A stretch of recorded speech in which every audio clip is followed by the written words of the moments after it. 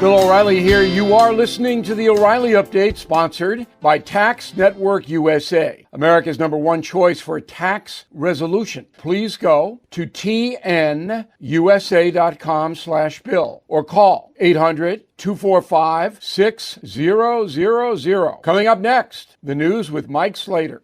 Thank you, Bill. It is Monday, July 1st, 2024. Here's what's happening today in America. Biden staying in, American brand to Mexico, roofie kits, and a very hot 4th of July. That's all coming up. Then Bill's going to be here with your message of the day. But first, according to Politico, when the Biden family met at Camp David this weekend, including Hunter, they criticized the campaign advisors. They're blaming the debate practice, that they didn't practice on how to go more on the attack and was bogged down by defending his record rather than outlining a vision for his second term, and that he was overworked and not well rested. They're blaming Anita Dunn, his senior advisor, her husband, who played Trump during the rehearsals, and Ron Klain, the former chief of staff who led the debate prep. Politico says that Biden does not want to end his political career getting crushed by Trump in a debate. Someone who they absolutely loathe. Jill and Hunter were the loudest voices urging him to stay in the race. John Deere is preparing for more layoffs in Illinois and Iowa, 610 employees overall, as they announced they are moving their manufacturing of skid steer loaders and compact truck loaders from its facilities in America to Mexico by the end of 2026. Whew. John Deere, founded in Grand Detour, Illinois, 1837, 187 years ago. California passed a law that goes into effect today. It requires around 2,400 bars and nightclubs with a Type 48 liquor license to have a sign letting customers know that they have drug testing kits. The sign says, "Don't get roofied. Drink Spikeage drug test kits available here. Ask a staff member for details. The kits can be free or for a, quote, reasonable price. Devices can include test strips, stickers, or straws that can detect the presence of some drugs in drinks." It's going to be hot 4th of July across the country. Heat index, that's temperature and relative humidity. So this is what it feels like to the human body. Expected this Thursday to be across the South over 100, 112 in New Orleans, which is not even as bad as it was yesterday at 118. In the West Coast, actual highs, just temperature of 100 degrees. Palm Springs, although a dry heat, above 110. It's also expected to be the busiest travel day in American history. Over 70 million people will travel more than 50 miles from home. Follow BillO'Reilly.com for the latest with Joe Biden. I'm Mike Slater from the podcast Politics by Faith. Bill O'Reilly has your message of the day. Next. Everything is expensive these days, you know that.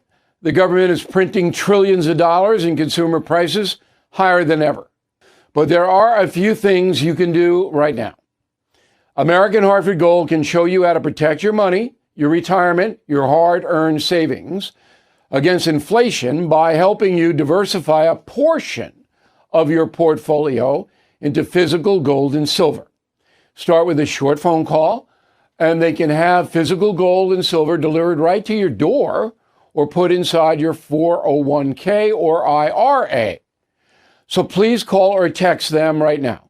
Tell them Bill O'Reilly sent you. Call 877-444-GOLD, 877-444-GOLD, or text GOLD to 65532. Again, that's 877-444-GOLD, or text GOLD to 65532.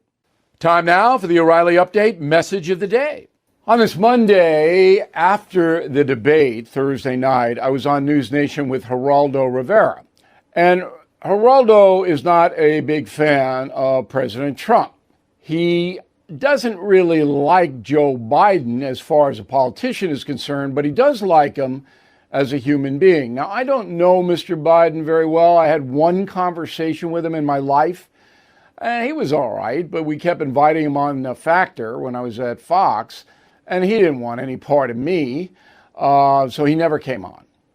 Now, Geraldo said he felt sorry for Joe Biden after the debate, that he wanted to, quote, give him a hug, which I think might have made Joe Biden's evening even worse, but who knows?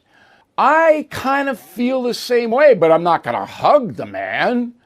But I feel sorry for him because he is the president of the United States and his life is in a free fall. I'm not one of these people who wants to see I-L-L, become of political opponents. Now, as you all know, I think Joe Biden is the second worst president of the United States ever. And I'll back that up in my upcoming book, Confronting the Presidents, out September 10th. But as a human being, he was humiliated, Biden, on Thursday. And it was tough to watch that because he is the president of this country. So, no hugs, but I understand what Rivera was saying. I'm Bill O'Reilly. I approve the message by writing it. You can reach me, Bill at BillO'Reilly.com, Bill at BillO'Reilly.com, name and town if you wish to opine. Let's go to the mail. We've got Javier Baez, Managua, Nicaragua. And I pronounced that correctly. Bill, I'm not a conspiracy guy, but why would Biden's team let him go through the debate? Why were the CNN moderators so good they didn't bail Biden out? Because they couldn't bail Biden out. Couldn't interrupt him, and you couldn't do it was a very, very structured, here's what the moderators can do, here's what the candidates can do. As far as why did they put him up, they thought that after the State of the Union, Javier, where Biden got through it, that he could do the same in a debate with no notes. Pretty insane, right? There you go. Dan Jermick, Iron River, Michigan. I feel sorry for Biden after watching the debate. I question how his wife and others close to him would even put him in this position. It was sad. Joe Biden should be ashamed. In my opinion, Joe Biden wants power, and that's it. Sharon, I admit I'm shocked that CNN did a fairly decent job moderating debate. They did manage to keep both candidates on topic most of the time, but President Trump had to rebut Joe as needed. But they didn't keep the candidate, Sharon, on topic. Candidates answer what they want. There was no holding them accountable for that. And that's just the way it was. James Milner, Keswick, Virginia. The debates are what I thought they would be. They didn't tell us what they were going to do for our country. I would have liked more specificity, and that's what I'm recommending that Donald Trump do going forward. Joe Biden, why? He's wrecked it up. I mean, I don't know what else he could have said. Bruce Taves, Winnipeg, Canada. Did Donald Trump just write up a list of answers he planned to give tonight and decide to read them? To heck with the questions. He took my advice, Bruce. All right? He wanted stuff out there. Trump wanted stuff out there, and he got it out there. And Biden could not rebut. In a moment, something you might not know. Did you know every day is a perfect day for peace of mind? With American Home Shield Warranty, you are covered for unexpected breakdowns like leaky faucets or faulty water heaters. Choose a plan that fits your budget and rest easy knowing repairs and replacements are taken care of. Simply contact American Home Shield when an issue arises, and their trusted pros will handle it according to your coverage. Don't let worries about appliances and home systems weigh you down. Celebrate the reassurance of protection. Don't worry, be warranty. For 20% off plans, visit ahs.com/bill.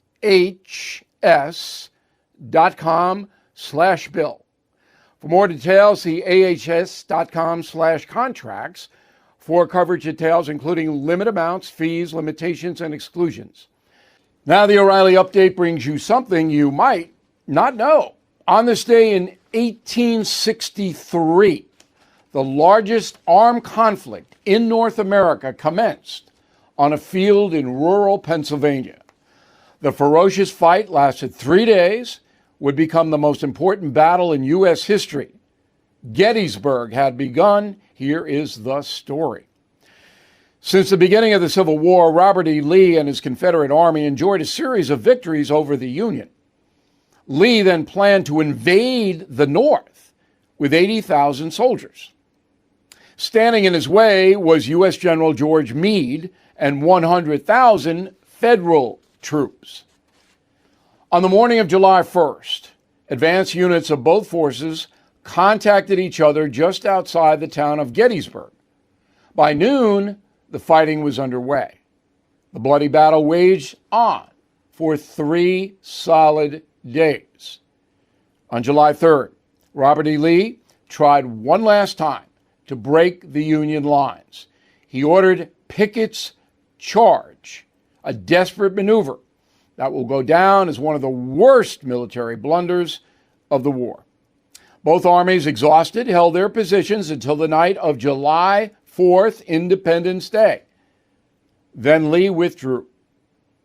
The Union Army was too weak to pursue the fleeing Confederates, who retreated to Virginia, never again to invade the North. Gettysburg was the turning point of the Civil War. Each side suffered 25,000 casualties in less than 72 hours. In November 1863, President Lincoln visited the Gettysburg battlefield to consecrate a new national cemetery. There he delivered the famous Gettysburg Address. Robert E. Lee surrendered 18 months later. In its totality, the Civil War was fought in 10,000 places from Vermont to Arizona. 700,000 Americans died during the conflict, more than all other wars combined. For more incredible stories about the brutal struggle to save the Union, please check out my book, Killing Lincoln. Back after this. Are you feeling the impact of recent timeshare industry changes? Now more than ever, the costs of timeshare ownership far outweigh the benefits. My friends at Lone Star Transfer are the only company I trust to help you get out. Our listeners' positive feedback demonstrates why I've supported the company for years. For more than a decade, they have helped over 20,000 owners get out of the timeshare. Their exclusive options can help you get out faster and easier, more than any other option in the country. They are the only company that will give you a written guarantee and release you from your timeshare in a specific time frame. With an A+ rating at the Better Business Bureau and thousands of 5-star reviews, customer service is their top priority. For free consultation and a guaranteed solution, please call 855-551-7066. That's 855-551-7066, or go to LoneStarTransfer.com. Thank you for listening to the O'Reilly Update. I am Bill O'Reilly. No spin, just facts, and always looking out for you.